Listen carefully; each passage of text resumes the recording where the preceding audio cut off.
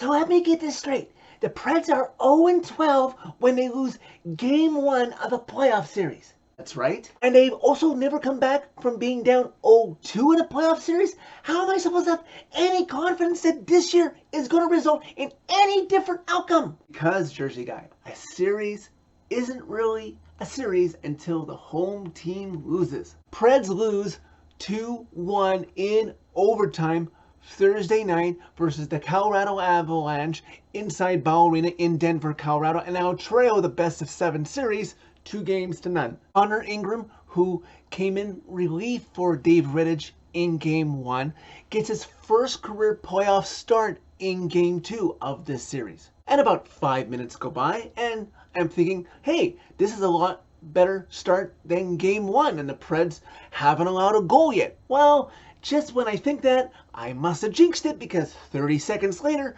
Jeremy Lauzon pinches in too much, allowing a 2-on-1 for the Avs to go the other way, and it's Nathan MacKinnon who keeps it, snaps it stick side past Connor Ingram, and the Avs have the lead to start the game. Again, just like Game 1, they're up 1-0. But as time progresses, Connor Ingram becomes dialed into this game. The more shots he faces, the more dialed in he is, and he doesn't allow anything by him. There's a 2-on-1. With about 7.5 left to go in the first, the rebound comes over to Cale, and Connor Ingram has a great kick save and a beauty with his left pad. Then Connor Ingram stops Comfer, who's set up by Lehkonen. Then, seemingly out of nowhere, inside the Preds' own zone, Roman Josi does the beautiful lob pass from his zone, and it gets through a defending Samuel Girard, former Preds draft pick Samuel Girard, who was in the Kyle Turris trade. He goes down to block it, but it gets through him, and it gets to Yakov Trenin, and the Preds have a 2-on-1, and Trenin goes in, he keeps it, and he beats Darcy Kemper. The Preds have tied this game at 1. The Preds would earn a late hooking call on Byram of the Avs, and their power play would get a chance. And even though it didn't convert, the Preds played much better in period 1 of this game than any period really of Game 1, and they are tied at the Avs 1-1 after 1, outshooting them impressively 12-8. Avs come out with the pressure in the second period, resulting in Alexander Carrier hooking penalty due to the way the Avs are starting to frustrate the Preds, but impressively the Preds kill off that penalty.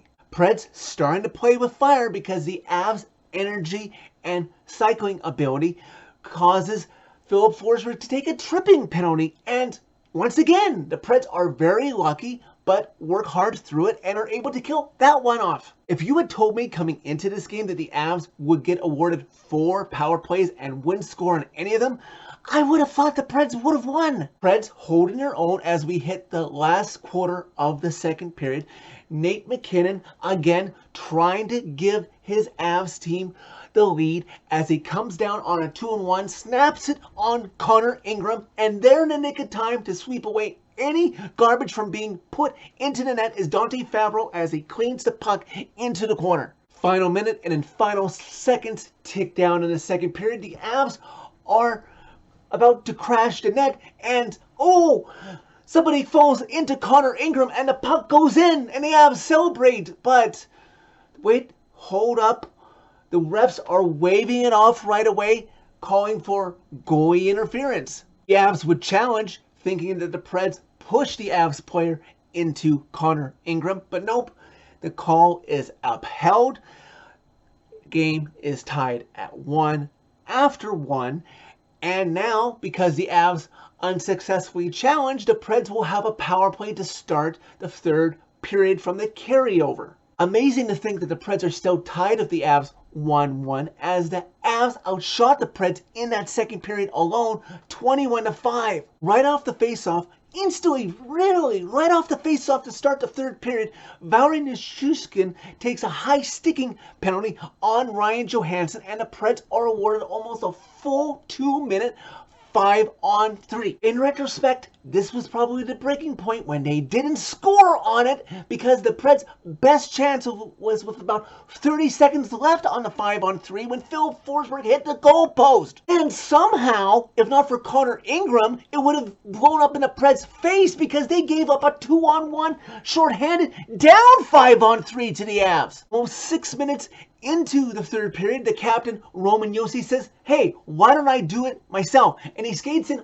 all by himself. He uses Nate McKinnon as a screen so that he can try and trick Darcy Kuemper, but Kuemper gets that one too. Later, the Preds would actually come close to a lucky bounce, giving the Avs the lead as Darcy Kuemper comes behind his net into his trapezoid to try and play it. It bounces off of him, out front, and off of Jeremy Lauzon, and just wide of the net before the Avs can capitalize. We reach the last half of the third period.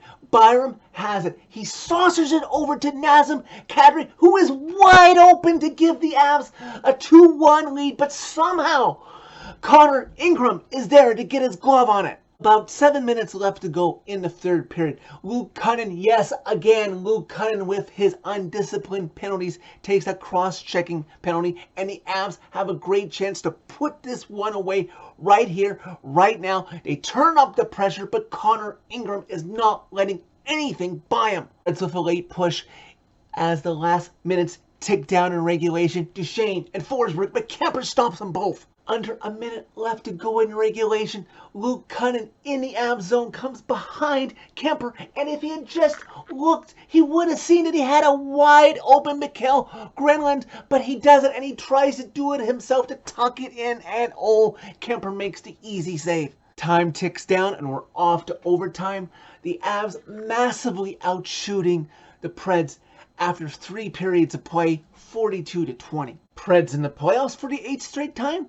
Preds in an overtime playoff game for the 8th straight time. Historically, the Preds seem to do better in overtime the longer a game goes. The short ones don't really work out as well for them. An early chance in overtime has called for getting it over to Nichushkin, but Roman Josi lifts his stick so he can't gain full control before he can get a shot past Ingram. Preds had a few share of chances in overtime. They had 6 shots, but eventually Connor Ingram can't do it all himself, boys, and eventually just under 8.5 into the first overtime, the Avs are pressing, buzzing around, and finally from distance, he cannot see the shot through a screen.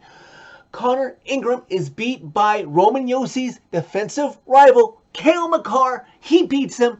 It's 2-1 Avs, final in overtime. So close to tying the series at 1, but at least we now know clearly which horse to ride. He made 49 saves in Game 2, and his name is Connor Ingram. No reason to rush UC Saros back. Let him fully heal, and if you need him further in the playoffs, if somehow you pull the upset by winning 4 of the next 5 versus Colorado, fine. Otherwise, save UC Saros until next season.